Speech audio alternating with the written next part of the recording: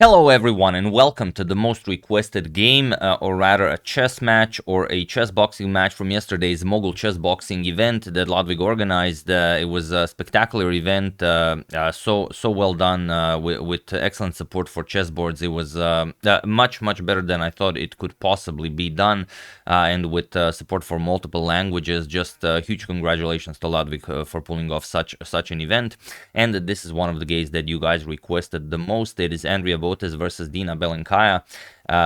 One of the, I believe there were 10 matches, and well, it's chess boxing. For those of you who don't know the rules of chess boxing, first you play chess. There's 2 minutes of chess, and then there is 90 seconds or a minute and a half of boxing. Then we return 2 minutes of chess, a minute and a half of boxing, then 2 minutes of chess, a minute and a half of boxing. So it's basically it's a blitz game. Both players have 5 minutes on the clock, but as soon as those 2 minutes of chess are depleted, then the boxing starts. And it's I've seen some chess boxing matches, but not in quite a while. So I didn't know what to expect from this, and this was such a thriller. If you guys have if you have the time, to check out the original video on Ludwig's channel. You can watch the entire stream, but it's some 5 hours, or you can just watch the separate matches. I think he uploaded them separately, so you guys can watch.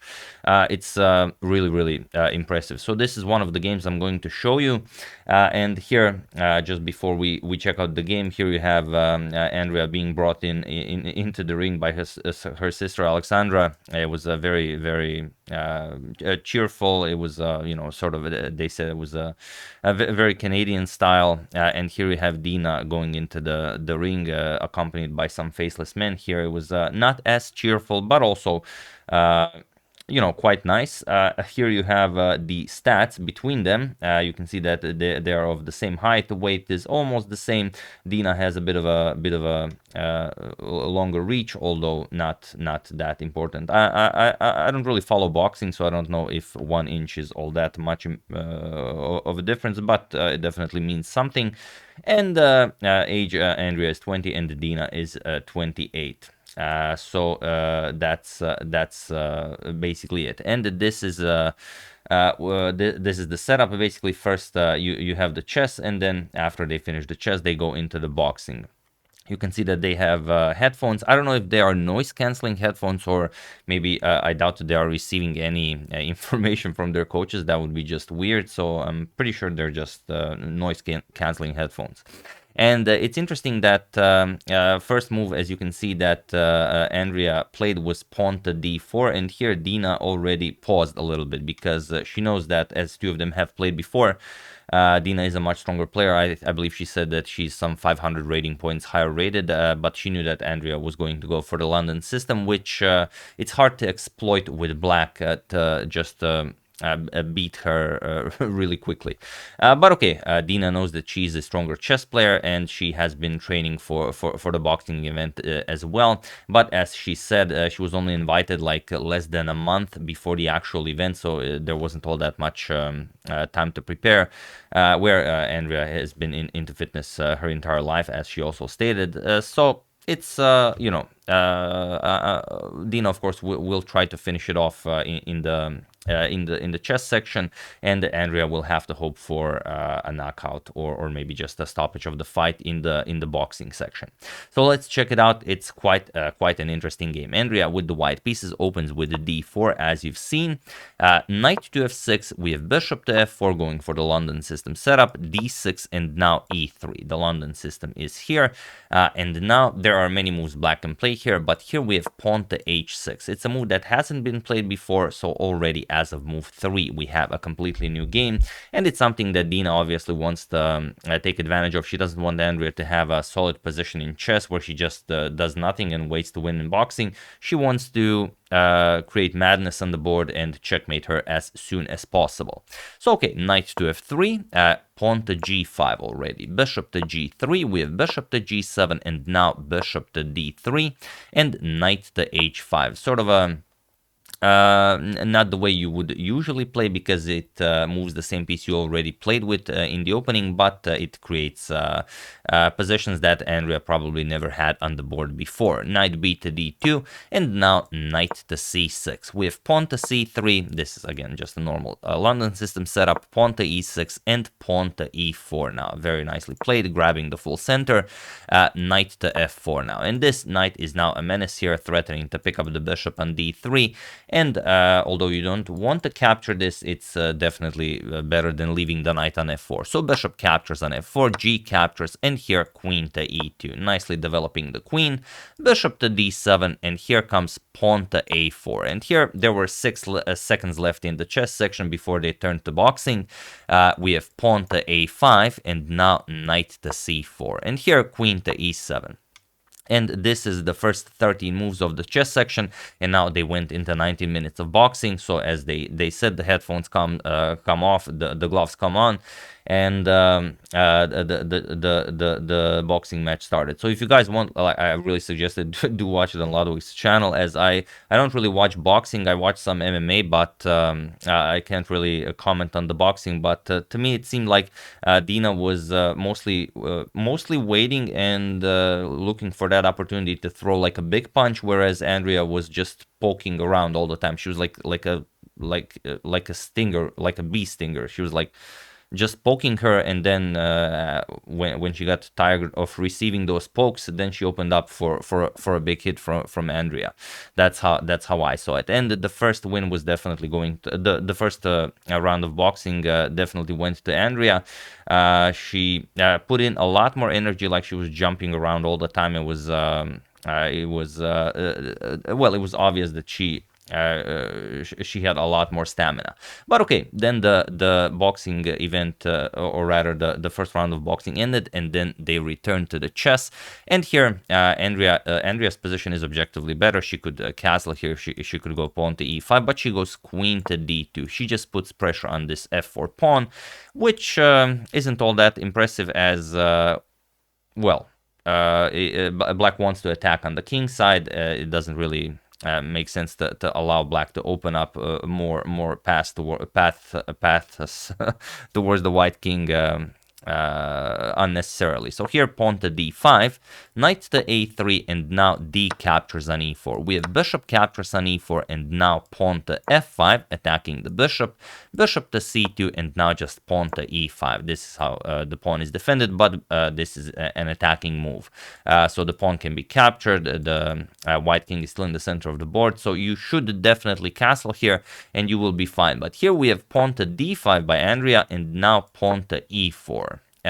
Saying that if you capture on c6, it's gonna be big trouble, because if d captures on c6, then e captures on f3, opens up a discovered check. King to f1. Now f captures on g2 with check, king captures, bishop captures on c6 with check, and after a move like f3, which already you don't want to see on the board, rook to d8. Attacking the white queen, and now after queen captures on f4, finally grabbing that pawn, there's bishop to e5, and that's just the end of the game for the white king. The rook can come to d2, the queen can come to h4, rook can come to g8. There's just no hiding. So instead, after e4, Andrea just castles, and here we have knight to e5, and Dina played this incredibly quickly. Some of the commentators thought that she probably should have captured the knight, but that would be a mistake, because if e captures on f3, then Andrea is completely winning. D captures on c6, bishop captures, and now rook f to e1. Of course, you don't lose the queen. You can block with either a bishop, but let's say if bishop to e4, then bishop captures, f captures, and now queen captures on f4, threatening rook captures here. So finally queenside castles, and now rook captures on e4 will either gobble up both of the pawns immediately or after a few moves. For example, queen f6, you're going to trade queens, captures g3, and now white is up a pawn, but you're going to win the other pawn as well, and then being up 2 pawns, it's going to be completely winning for Andrea. But okay, after castles, knight to e5, this is the absolute strongest move for Dina, and it's not easy to defend now with white. Knight to d4, of course not allowing any unnecessary trades, and now pawn to f3. And here Andrea probably knows that capturing is a must, because if you play g3, then you just open up, too much space here, it's very easy to checkmate the white king. Also, the knight can come to g4. You can put pressure on the h2 pawn, but I think she wanted to survive as long as possible to get a chance at another boxing round. And here she played g3. There was 5 more seconds until boxing. Pawn to h5, and now we have knight 8 to b5, going after the c7 pawn. This is move 22, and here another stoppage of the chess, and again the gloves come on. So boxing starts, and Andrea has much less time on the clock in chess. She has 2 minutes on the clock. Dina has more than 4 minutes on the clock, and Andrea should really look to finish the match during the boxing round, because if this continues, she will probably get checkmated. And it was pretty much the repetition of round 1 of the boxing. Andrea again went all out with her stinger punches, and she even got the referee to intervene. The referee started counting if Dina could continue the fight. He got like maybe 6 or 7 seconds, and then Dina said she could continue, and she basically survived the chess section of the fight. And then the third part of the chess match continued, and here you could just easily castle and protect the c7 pawn, but Dina just played, after knight 8 to b5, Dina played bishop to h6, going after the white queen here, queen to d1, and now queen to g5. Now, you couldn't play queen to g5 as the white queen was guarding that, but now getting rid of the queen. Now, checkmate is coming. Queen g4, queen h3, and then either checkmate, or if you stop that, knight to g4, followed by queen captures on h2, checkmate. The problem for Dina is that there's 2 minutes of chess, and Andrea has like 2 minutes and 6 seconds on the clock. So if Andrea wants, she can just let the entire time run out on her chess clock, on the chess section clock, and she will still have 6 seconds left on the clock to go for one more round of boxing before she succumbs to checkmate. So here knight captures and c7 check was played, and now king to f7. You have to be very careful here. If Dina goes king to f8, then just knight to e6 check will win the black queen. If captures, again you lose the black queen.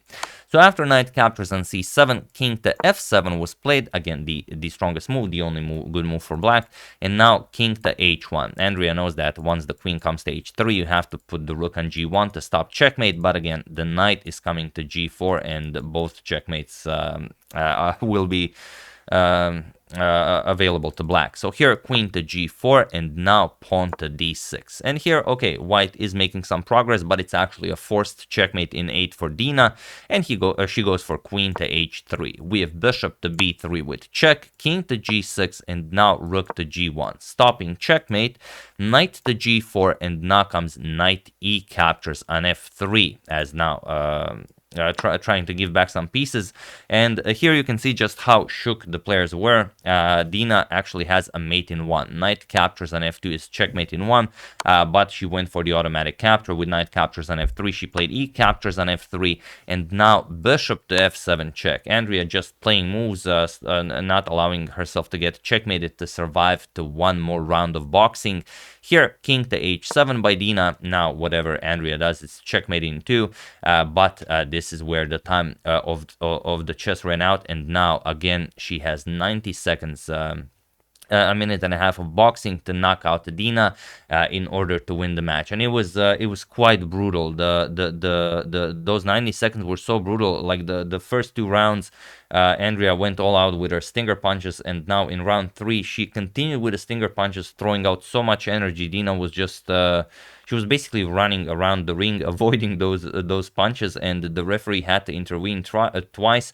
And I think Dina knew this, because if the referee intervenes 3 times, then the match is over. But she allowed the referee to intervene 2 times, and every time she waited for him to count to those 8 seconds. You can't reach 10 to see if she was all right to continue the match, and I think she was maybe doing that on purpose to win more time, just to survive the boxing part and then to get back to chess, because she knows she has checkmate in 2. and she was able to survive it. There was no third stoppage, and even though she was really getting knocked around, she managed to survive the boxing part and return to the board. Here, once they continued the chess, Andrea played bishop to g6 check, Dina captured on g6, and it was in this position on move 31 that Andrea Botez resigned the game, as there is nothing more to be done here. Whatever you do, it's checkmate in one, queen captures on h2 will be checkmate, and there is no way to stop this. Even if you try something like rook here, again, queen to g2 will be checkmate. So it was really, really an incredible fight. Here,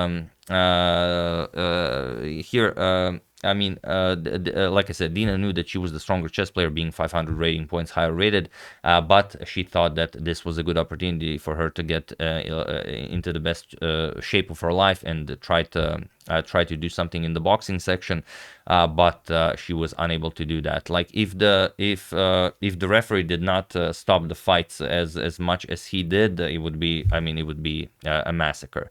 But that's why this is not chess, this is not boxing, this is chess boxing, and you have to utilize both of those in order to emerge victorious, which Andrea also did. She didn't allow herself to get checkmated, she just waited for the time to run out in order to continue boxing where she is better, and that's pretty much what Dina did. Basically, what Dina did, she was playing chess during both chess and boxing, and in the end emerged victorious. And Andrea was not happy with this. She after the match, the commentator asked her to give a comment on the match and everything, and she said that she thought this was a chess match and that it felt more like playing hide and seek. But yeah, it's all in all, I do suggest you watch it on Ludwig's channel. Really, definitely. I haven't seen all the fights yet. I will check them out, but this does appear to be the fight of the entire event. So yeah, that's the game and the match. Hope you guys enjoyed that. Sorry about the poor commentary on boxing, as I'm not really an expert, or I'm nothing when it comes to boxing, so I can't really offer any insight on that. But do check it out. You will you will enjoy it. So yeah, once again, really hope you enjoyed this. I would like to thank Lucia Basic, Croatia, Nikolai Pokrovsky, Dervin the Haggler, and PG Mastering for your contribution to my channel. Thank you a lot. I really appreciate it. As usual, you can check 2 of my previous videos here. Thank you all for watching, and I will see you soon, continuing to check up on your wonderful suggestions and whatever else happens in the chess world. So thank you all. I will see you soon, and have an excellent rest of your day.